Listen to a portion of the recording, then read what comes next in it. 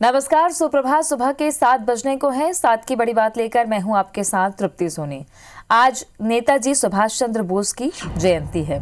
आज बोस जयंती पर पराक्रम दिवस के रूप में बीजेपी देश भर में इसे मनाएगी। बोस जयंती पर आज पश्चिम बंगाल दौरे पर प्रधानमंत्री रहने वाले हैं। मोदी जी नेताजी के जयंती कार्यक्रम में शामिल होंगे। विक्टोरिया मेमोरियल में होने वाले कार्यक्रम में भी शामिल होंगे। नेताजी पर आधारित किताब का विमोचन प्रधानमंत्री करने वाले हैं। सिक्का और डाक टिकट भी जारी करेंगे। नेशनल लाइब्रेरी में प्रधानमंत्री नरेंद्र मोदी का संबोधन होगा। सुभाष चंद्र बोस, जिन्होंने देश की आजादी के लिए एक अलग रास्ता अख्तियार किया, उनके आदर्श, उनसे जुड़ी यादें, उनके पराक्रम और साहस की बातें आज कोलकाता से पूरे देश और दुनिया में पहुंचेगी। प्रधानमंत्री नरेंद्र मोदी इस मौके पर सिक्का और डाक टिकट भी जारी करेंगे।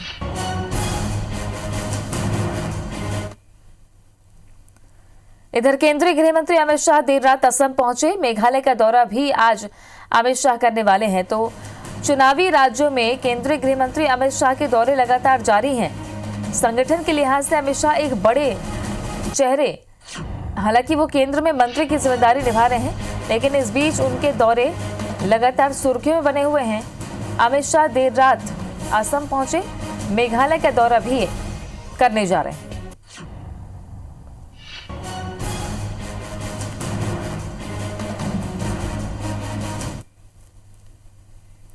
इधर दिल्ली में चुनाव आयोग की आज अहम बैठक है। बंगाल चुनाव को लेकर ये बैठक होगी।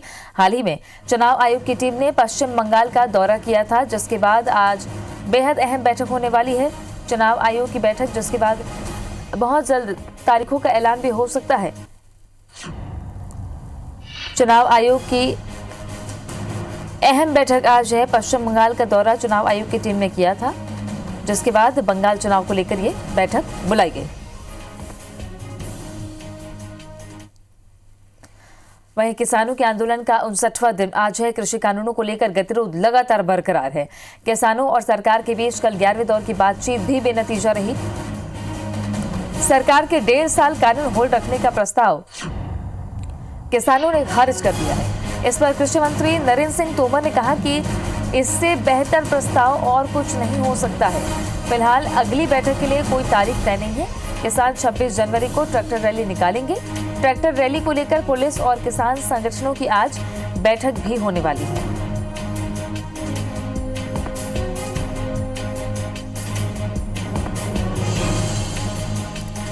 तो ये तो हो गई देश की खबरें जो सुर्खियों में है इस वक्त। इसके अलावा मध्य प्रदेश और छत्तीसगढ़ में आज कौन सी खबरें सुर्खियों में रहने वाली, ये बताने के लिए हमारे साथ 2 संवाददाता जुड़ चुके हैं। भोपाल से नवीन सिंह हमारे साथ में है और स्टार जैन रायपुर से हैं। सबसे पहले ले चलते हैं आपको नवीन के पास। नवीन, आज कौन सी बड़ी खबरें हैं जो सुर्खियों में रहने वाली है मध्य प्रदेश की? देखिए, मध्य प्रदेश में आज कांग्रेस बड़ी ताकत दिखाने की तैयारी में है। विपक्ष में आने के बाद से कांग्रेस आज माना जा रहा है कि आज सबसे बड़ा शक्ति प्रदर्शन कांग्रेस करने जा रही है। हालांकि इसके पहले कांग्रेस ने मुरैना में अपनी ताकत दिखाई है, लेकिन मध्य प्रदेश की राजधानी भोपाल में कांग्रेस बड़े पैमाने पर बड़े नेताओं के साथ प्रदर्शन करने वाली है। आज कांग्रेस जो है कमलनाथ के नेतृत्व में राजभवन का घेराव करने जा रही है। 3 कृषि कानूनों के विरोध में किसान संगठनों के समर्थन में कांग्रेस पार्टी खुलकर सामने है। लगातार मध्य प्रदेश के अलग अलग हिस्सों में ट्रैक्टर ट्रॉली के जरिए कांग्रेस और किसान नेताओं ने अपनी बात रखी है, प्रदर्शन किया है। अब इसके बाद एकजुट होकर मध्य प्रदेश की राजधानी भोपाल में आज 11:30 बजे राजभवन घेराव का कार्यक्रम रखा गया है। कमलनाथ रहेंगे, दिग्विजय सिंह के नेतृत्व में ये पूरा आंदोलन आज होगा। और सबसे खास बात कि मध्य प्रदेश कांग्रेस के हर छत्रप आज इस राजभवन घेराव के दौरान मौजूद रहेगा। कमलनाथ, दिग्विजय सिंह, अरुण यादव, अजय सिंह, डॉक्टर गोविंद सिंह, जीतू पटवारी सरीखे तमाम जितने भी बड़े दिग्गज मध्य प्रदेश कांग्रेस के हैं, आज सभी एक साथ एक मंच पर नजर आएंगे और एकजुट होकर रोशनपुरा चौराहे से राजभवन के लिए हल्ला बोलेंगे। इस दौरान पुलिस और प्रशासन ने भी तमाम व्यवस्थाएं कर रखी हैं, बैरिकेडिंग कर रखी है। इस बीच में कांग्रेस ने प्रदेश भर से कॉल किया है इस राजभवन घेराव के लिए। सभी पूरे प्रदेश के कांग्रेस कार्यकर्ताओं से, आम आदमी से, किसानों से, सिविल सोसाइटी के लोगों से ये अपील की है कि अगर वो किसान संगठनों के समर्थन में है, किसान आंदोलन के समर्थन में है, तो वो मध्य प्रदेश की राजधानी भोपाल में आएँ और कांग्रेस के जो जंगी प्रदर्शन है, कांग्रेस का जो राजभवन का जो घेराव है, उस घेराव को मुकम्मल करें और कांग्रेस पार्टी का साथ दें।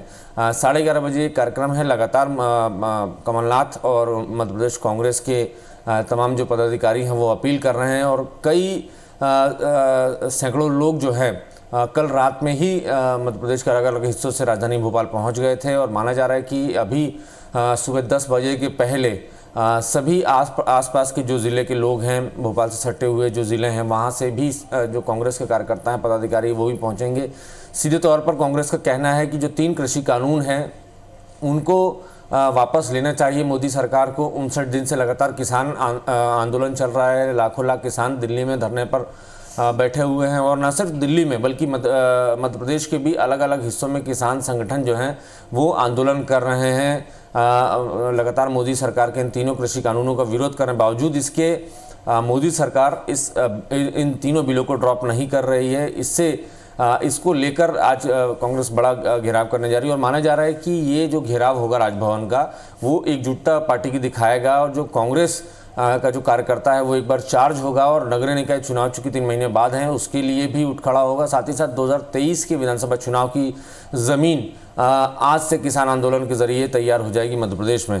तो 11:30 बजे के आसपास कमलनाथ दिग्विजय सिंह के नेतृत्व में राजभवन घेराव करने कांग्रेस के तमाम पदाधिकारी कार्यकर्ता निकलेंगे और पुलिस और प्रशासन ने भी इनको रोकने के लिए तमाम इंतजाम कर रखे हैं। इसके अलावा अगर बात करें तो मुख्यमंत्री शिवराज सिंह चौहान आज लंच के बाद दोपहर बाद जबलपुर के दौरे पर हैं। जबलपुर नगर निगम क्षेत्र में कई सारे विकास कार्यों को लोकार्पण करेंगे, शिलान्यास करेंगे, कई सारे प्रोजेक्ट की भूमि पूजन भी करेंगे। इसके साथ साथ जबलपुर में शिवराज सिंह चौहान एक सभा को भी अटेंड करेंगे, सभा भी लेंगे और इस दौरान अगले 5 साल के लिए क्या विजन है नगर निगम का उसका भी प्रेजेंटेशन मुख्यमंत्री शिवराज सिंह चौहान देखेंगे। बिल्कुल बने रहेगा हमारे साथ में नवीन। रायपुर न्यूज रूम लिए चलते हैं। स्टार जैन हमारे सहयोगी बने हुए हैं। स्टार, आज छत्तीसगढ़ की कौन सी बड़ी खबरें हैं जो सुर्खियों में रहेंगी? देखिए, बड़ी खबरों की बात करें तो आज कांग्रेस की जो चुनाव घोषणा पत्र समिति थी उसकी एक बड़ी बैठक होने जा रही है उसके क्रियान्वयन को लेकर कि किस प्रकार से समीक्षा की जाएगी कि इसमें कितनी बातें जो कांग्रेस ने की थी घोषणा पत्र में शामिल किए थे उसमें कितने पूरे हो चुके हैं। और ख़ास बात यह है कि इसमें PL पुनिया, चंदन यादव समेत जो प्रभारी हैं जो घोषणा पत्र समिति के वो तमाम कांग्रेस के बड़े पदाधिकारी वो शामिल होंगे। मुख्यमंत्री भूपेश बघेल, PCC अध्यक्ष मोहन मरकाम, ये तमाम लोग इसमें शामिल होंगे। इसके अलावा मुख्यमंत्री भूपेश बघेल इससे पहले एक राजीव भवन में नेताजी सुभाष चंद्र बोस जी के जयंती के अवसर पर आयोजित कार्यक्रम में वो शामिल होंगे यहाँ और वहाँ पर वो इस कार्यक्रम में शामिल होकर उनकी आदर्शों को और उनकी बातों पर विचार रखेंगे। इसके साथ ही आपको बता दूं कि किसानों का एक बड़ा आंदोलन भी छत्तीसगढ़ में आज होने जा रहा है। किसान जो है ट्रैक्टर रैली आज निकालने जा रहे हैं, राजभवन का घेराव वो करेंगे। लगातार केंद्रीय कृषि कानून के विरोध में छत्तीसगढ़ में भी किसान अपने स्तर पर प्रदर्शन करते आ रहे हैं और उसी के तहत आज वो ट्रैक्टर रैली निकालते हुए राजभवन का घेराव करेंगे। शुक्रिया आपका स्टार। और नवीन, आप दोनों का शुक्रिया तमाम अपडेट देने के लिए। तो ये कुछ बड़ी खबरें हैं जिन पर दिन भर नजर रहेगी और जानकारी आप तक पहुंचाते रहेंगे। बहरहाल खबरों में आगे बढ़ते हैं। 70 करोड़ के ड्रग्स मामले में इंदौर पुलिस ने अब तक 10 आरोपियों को गिरफ्तार किया है, जिसमें 5 आरोपी जेल में हैं। वहीं अन्य 5 आरोपी पुलिस रिमांड पर हैं। पुलिस रिमांड पर लिए गए मुख्य आरोपियों में से पूछताछ में इंदौर शहर के लोकल ड्रग्स पेडलर की जानकारी मिली है, जो कि शहर में ड्रग्स सप्लाई करते थे। वहीं अन्य जिलों के साथ ही दूसरे राज्यों के पेडलर्स की भी जानकारी मिली है। अन्य राज्यों के पेडलर्स की जानकारी निकालने और उन पर लीगल एक्शन लेने के लिए क्राइम ब्रांच की 3 अलग अलग टीमें राज्यों में भेजी गई हैं। इनसे बड़ी मात्रा में पुलिस को ड्रग्स मिलने की संभावना है। बहुत सारी जानकारियाँ मिली हैं जिनके बारे में हमारी टीम काम कर रही है। कुछ टीमें बाहर भी गई हैं।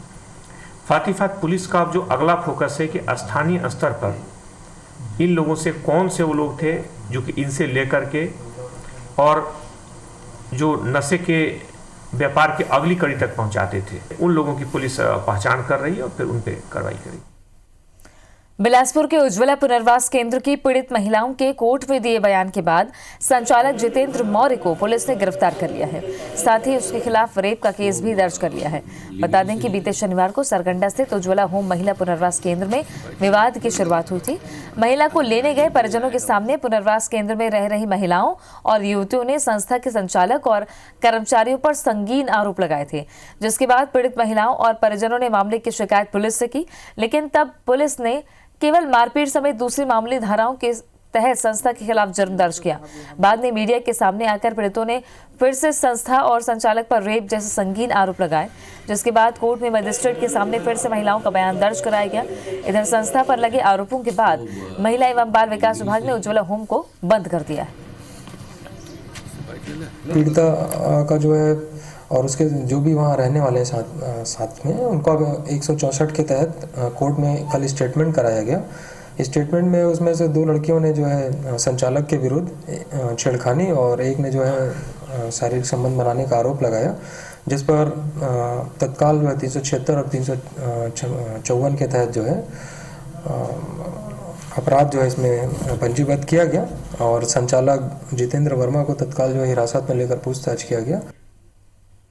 रायपुर में एक बार फिर चाकूबाजी की घटना सामने आई है। बदमाश ने एक युवक को चाकू मार दिया। बच्चों के साथ घूमने गए युवक पर हमला किया गया है। राज्य तालाब इलाके में वारदात हुई। मामूली बहस के बाद चाकूबाजी की वारदात को अंजाम देकर आरोपी फरार हो गया। आरोपी पुराना बदमाश बताया जा रहा है, जिसके खिलाफ अब शिकायत हो चुकी है। एक बार फिर से चाकूबाजी की घटना राजधानी में सामने आई है, जहां मामले विवाद में एक शख्स को चाकू मार दिया गया। बताया जा रहा है कि युवक बच्चों के साथ घूमने निकला था। मामूली बहस के बाद चाकूबाजी की घटना हुई। वारदात को अंजाम देकर आरोपी फरार है। मध्य प्रदेश विधानसभा का बजट सत्र 22 फरवरी से शुरू होकर 26 मार्च तक चलेगा। इसे लेकर अधिसूचना जारी हो गई है। 33 दिवसीय बजट सत्र में सदन की कुल 23 बैठकें होंगी। सत्र का आगाज राज्यपाल के अभिभाषण से होगा। सत्र के दौरान वित्तीय वर्ष 2021-22 का बजट प्रस्तुत होगा। साथ ही शासकीय और अशासकीय कार्य संपादित किए जाएंगे। बजट सत्र के लिए विधानसभा सचिवालय में शासकीय विधेयकों की सूचनाएं 24 फरवरी तक और अशासकीय संकल्पों की सूचनाएं 11 फरवरी तक प्राप्त की जाएंगी, जबकि स्थगन प्रस्ताव, ध्यानाकर्षण प्रस्ताव और नियम 267 के तहत दी जाने वाली सूचनाएं विधानसभा सचिवालय में 16 फरवरी से कार्यालयीन समय में प्राप्त की जाएंगी। छत्तीसगढ़ माध्यमिक शिक्षा मंडल ने 10वीं और 12वीं बोर्ड की टाइम टेबल जारी कर दी है। 10वीं की परीक्षा 15 अप्रैल से शुरू होकर 1 मई तक चलेगी। 12वीं की परीक्षा 3 मई से शुरू होकर 28 मई को खत्म होगी। परीक्षा ऑफलाइन मोड में आयोजित की जाएगी। इसके लिए छात्रों को उन्हीं के स्कूलों में परीक्षा केंद्र बनाकर परीक्षा देने की व्यवस्था की जाएगी। परीक्षा केंद्र में कोरोना गाइडलाइन का पालन करने के निर्देश दिए गए हैं। बाकी परीक्षाएं 10 फरवरी से शुरू होंगी। वहीं प्रायोगिक परीक्षा एक दिन में 2-3 शिफ्ट में कराए जाने के निर्देश दिए गए हैं। छत्तीसगढ़ राज्य ओपन स्कूल की मुख्य परीक्षा की भी टाइम टेबल घोषित कर दी गई है। ओपन स्कूल की मुख्य और अवसर परीक्षा 24 मई से शुरू होकर 15 जून को खत्म होगी। रायपुर नगर निगम के जोन 3 में लगभग 75 लाख रुपए का वेतन घोटाला उजागर हुआ है।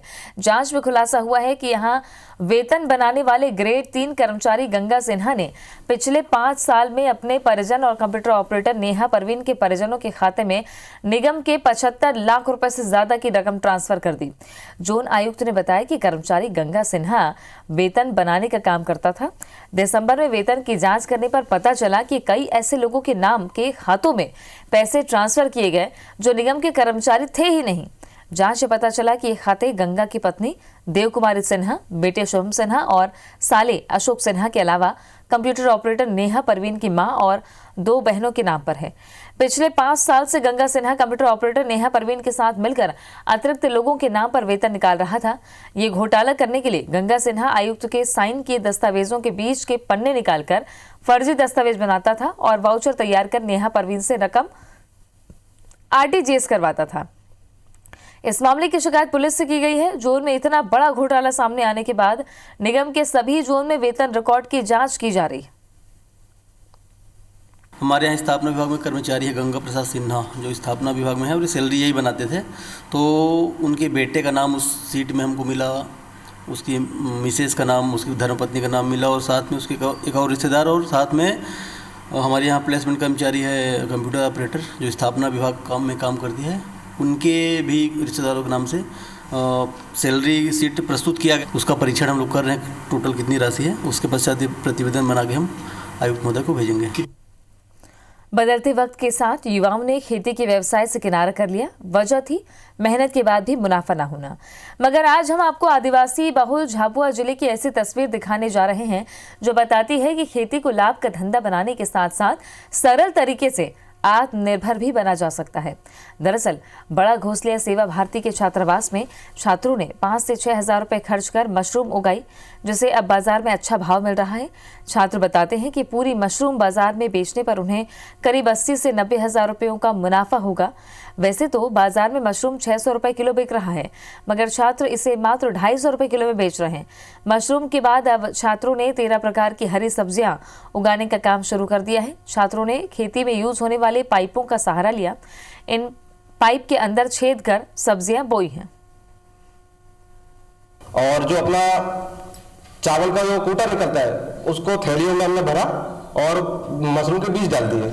उसको 10 दिनों तक हमने थैलियों को टांग दिया। एक बंद कमरे की आवश्यकता होती है उसके लिए। कम खर्चे में जैसे कि मशरूम को जिस शुरुआत में लगाया तो हमको ये इतना हुआ नहीं था कि ये सक्सेस होगा, पर बाद में जैसे धीरे धीरे हमने करने का प्रयास करा तो चावल के भूसे को काट के उसको तैयार करा, एक थैली में पैक करके और बीज डाल दिया, तो वो धीरे धीरे उसमें मेहनत कर तो आने लग गया। इंदौर में साहित्य और संस्कृति को संजोए रखने के लिए 2 दिवसीय लिटरेचर फेस्टिवल की शुरुआत हुई। आयोजन में देश भर के प्रतिष्ठित लेखक और साहित्यकार शामिल हुए। इसमें अभिनेता पटकथा लेखक पीयूष मिश्रा ने अभिनय की बारीकियां सिखाई। वहीं दूसरी ओर नन्ही कलाकार वामिका पंड्या ने महिषासुर मर्दिनी का पाठ कर सभी का मन मोह लिया।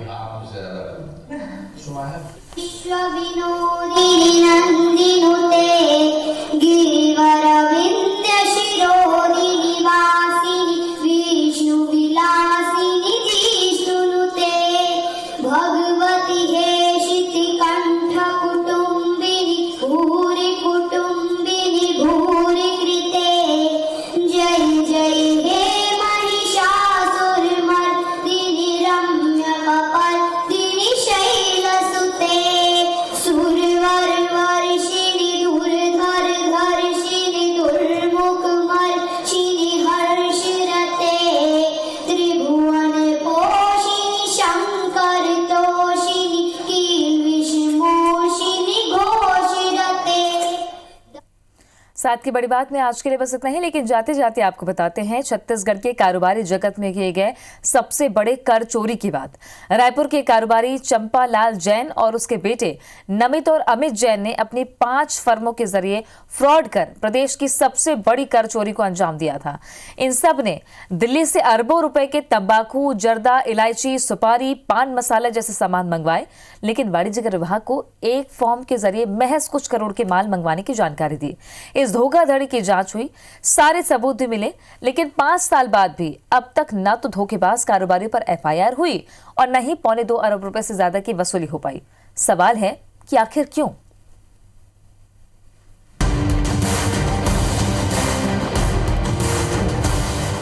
चंपालाल जैन, उसकी पत्नी विमला जैन, उसके बेटे नमित और अमित जैन, यही वो 4 नाम हैं जिन पर छत्तीसगढ़ के सबसे बड़े एक्साइज टैक्स चोरी का रिकॉर्ड दर्ज है। साल 2015 में जब इन चोरों के करतूत का खुलासा हुआ तो राज्य वाणिज्यिक कर विभाग के अधिकारी से लेकर कर्मचारी तक सख्ते में आ गए। उन्हें यकीन नहीं हो रहा था कि कोई कारोबारी इन सीनाजोरी के साथ भी कर चोरी कर सकता है। न कानून का डर और न कार्रवाई का खौफ। दरअसल 1 सितंबर 2015 को दिल्ली ट्रेड एंड टैक्सेस के ज्वाइंट कमिश्नर ने एक ईमेल भेजकर इसकी जानकारी दी। रायपुर की फर्म आशी और अर्नब के जरिए साल 2013 से 2015 के बीच छत्तीसगढ़ में 176 करोड़ रुपए का जर्दा और पान मसाला बेचना बताया जा रहा था, जो हैरान करने वाला आंकड़ा था।